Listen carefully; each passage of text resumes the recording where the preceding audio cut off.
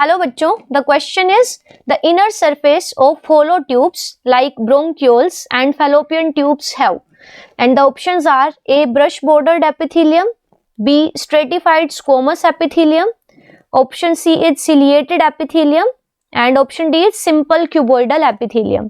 सो जो hollow tubes हैं, जैसे कि यहाँ पे बात हो रही है ब्रोंक्यूल्स की एंड फैलोपियन ट्यूब्स की। सो bronchioles are the branches of bronchi. So this is trachea. So trachea divides to form the primary bronchi. So these are the bronchi. ये lungs के अंदर enter करेंगी where these will branch to form the secondary bronchi. So this one is the primary bronchus. Primary bronchus divides to form the secondary bronchus. Secondary bronchus will divide to form the tertiary bronchus. So these are tertiary bronchi. और tertiary bronchi divide करके बहुत fine tubes बनाएंगे and these fine tubes are known as bronchioles. इसी तरह से जो ovaries हैं, they are connected on each side with the tube and these tubes are known as the fallopian tubes or oviduct, जिनका काम है to collect the egg released from the ovary. So ovary will release the egg into the cavity from where it is received by these oviducts.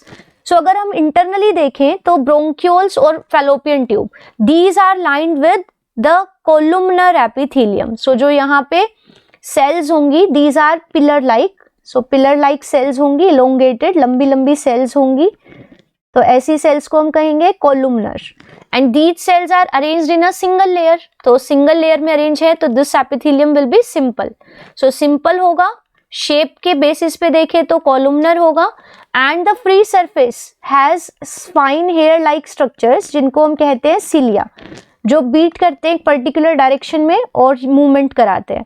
So यहाँ पे these are involved in the movement of dust particles to avoid them reaching into the lungs. और यहाँ पे जो egg release हुआ है उसको uterus की तरफ move कराने के लिए these are hair like structures जिनको आप कहते हो cilia. So due to presence of cilia, this is ciliated. Shape के basis पे it is columnar और cells are arranged in a single layer, तो ये simple हो गया. So the inner surface of hollow tubes जैसे कि bronchi, bronchioles and fallopian tubes, it is lined with the simple columnar epithelium जो कि ciliated होता है. तो यहाँ पे columnar is not given, तो हम उसको छोड़ देते हैं, but the epithelium is ciliated. So the right answer of this question will be option C.